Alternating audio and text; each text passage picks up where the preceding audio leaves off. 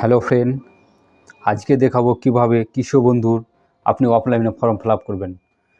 কৃষক বন্ধু ফর্ম আপনার অনলাইনে হবে না, সেটা আপনাকে অফলাইনে করতে হবে। আপনি ব্লক দিয়ে জমা করেন অথবা আপনি দুয়ারে সরকারে জমা করেন। ফর্মটি আপনি কিভাবে ফিল আপ করবেন এবং ফর্মে আপনার কী কী ডকুমেন্টস লাগবে সেটি ফিল আপ করার জন্য, তাই আমি আজকে অফলাইনে আমি সেটা দেখিয়ে দেবো। আপনার যে প্রকল্প, কৃষক বন্ধু প্রকল্প যে টাকা দিচ্ছে সর্বনিম্ন 4,000 এবং সর্বমোট 10,000 টাকা দিচ্ছে। যাদের 40 শতকের নিচে জমি তারা 4,000 টাকা পাবে। 1 শতক থাকুক বা 2 শতক, তারা 4,000 টাকা করে পাবে। 40 শতকের ওপরে হলে আপনাদের টাকা বাড়বে। 3 বিঘা পর্যন্ত আপনি যদি জমি দেন তাহলে আপনি 10,000 টাকা পর্যন্ত পাবেন। সেই কৃষক বন্ধুটি করার জন্য আপনার কী কী ডকুমেন্টস লাগতে পারে? অনলাইনে আবেদনের কপি, এখানে আপনার ভোটার কার্ড লাগবে। এখানে আপনার দেখছি আপনার ভোটার কার্ড লাগবে। তারপরে আধার কার্ড দিতে হবে। আধার তথ্য ব্যবহারের স্বীকৃতি একটি সংজয় যে একটি ফর্ম লাগবে সেটা আমি দেখিয়ে দেবো, সেটা দিতে হবে। ব্যাঙ্ক অ্যাকাউন্ট সিঙ্গেল দিতে হবে। আপনার যদি জয়েন্ট অ্যাকাউন্ট থাকলে তাহলে কিন্তু হবে না, এবং কেওয়াইসি অবশ্যই করা থাকতে হবে। এবং ব্যাঙ্ক অ্যাকাউন্ট এবং আধার কার্ডের নাম আপনার সঠিক থাকা একান্তভাবে প্রয়োজন, তা না হলে হবে না। জমি পর্চা দিতে হবে এবং দলিল দিতে হবে সঙ্গে, এবং দলিলদাতা ভোটার ও আধার কার্ড দিতে হবে। আধারের সঙ্গে সংযুক্ত থাকা মোবাইল নম্বরও দিতে হবে। অনলাইন আবেদন করার সময় হচ্ছে অবশ্যই লাইভ ছবি আপলোড করতে হবে। যখন সেটা অনলাইন করবেন, আপনি অফিসে গিয়ে করবেন অথবা দুয়ারে সরকার গিয়ে করবেন, কাস্টমারকে অবশ্যই যেতে হবে সেখানে। আপনাকে এখানে বলা হয়েছে আপনাকে লাইভ ছবি দিতে হবে। তারপরে নথি হিসেবে অরিজিনাল স্ক্যান করে আপলোড করতে হবে। ব্যাঙ্ক অ্যাকাউন্টের নাম অবশ্যই আধারের সঙ্গে মিল থাকতে হবে।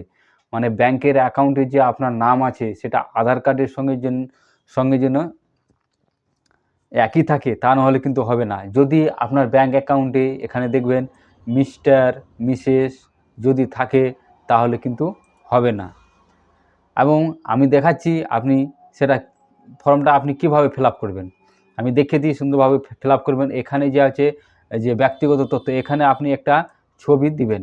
এখানে আপনি দেখতে পাচ্ছি একটা ছবি, এখানে আপনি একটা ছবি দিবেন।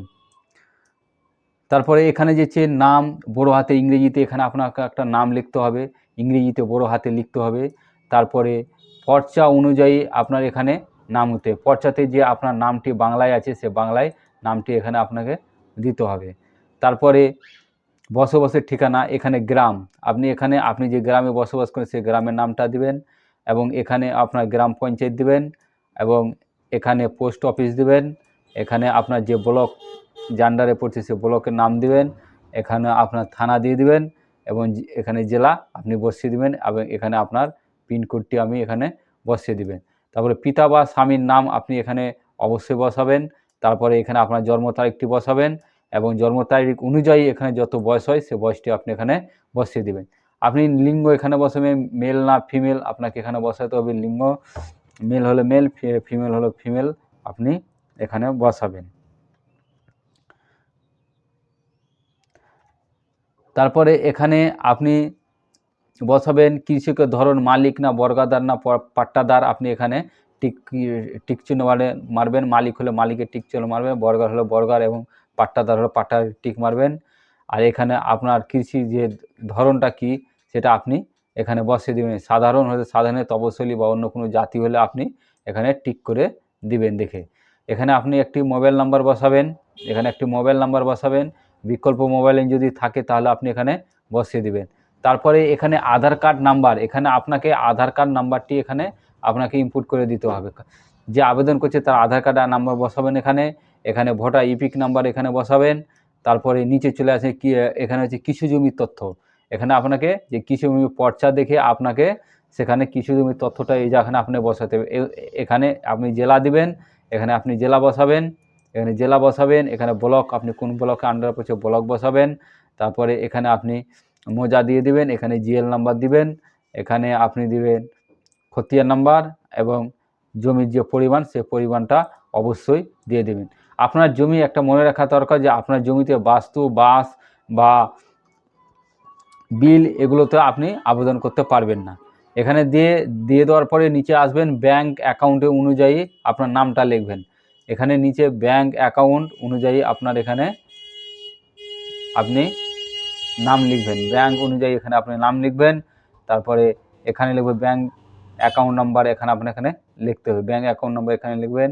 এখানে লিখবেন আইএফএসসি কোড, তারপরে এখানে লিখবেন ব্যাংকের নাম বসাবেন এবং এখানে ব্রাঞ্চের নামটি আপনি এখানে বসিয়ে দিবেন। আপনার অ্যাকাউন্টটা অবশ্যই সেভিং হতে হবে, কারেন্ট হলে হবে না। আপনার এখানে সেভিং না কারেন্ট বসিয়ে দিবেন। তারপরে নিচে স্ক্রল করে আসবেন, একটা এখানে নমিনি নাম দিবেন।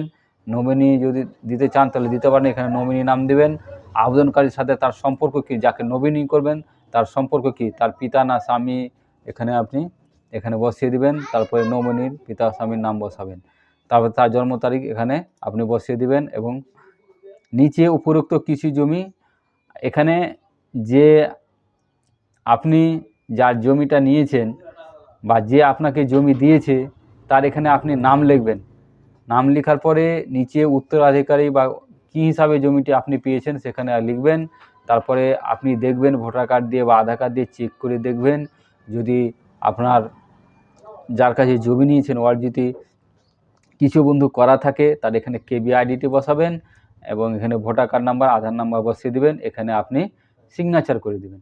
সিগনেচার করা দেওয়ার পরে আপনি নিচে স্ক্রল করে আসবেন, এই ফর্মটি আপনি সংযোগ কল নিয়ে নেবেন। এখানে নামটি বসাবেন।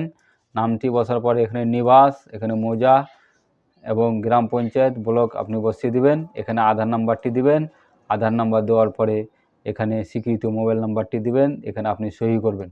এভাবে আপনি ফর্মটি খুব সুন্দরভাবে ফিল আপ করে আপনি আপনার এডিও অফিস অথবা আপনি যদি দুয়ারে সরকারে জমা দিতে চান তাহলে ফর্মটি ফিল আপ করে আপনি সেখানে অবশ্যই আপনাকে যে কাস্টমার যার করবেন, যে অ্যাপ্লিকেশন করবে অবশ্যই তাকে নিয়ে যেতে হবে, কারণ তার লাইভ ছবি লাগে।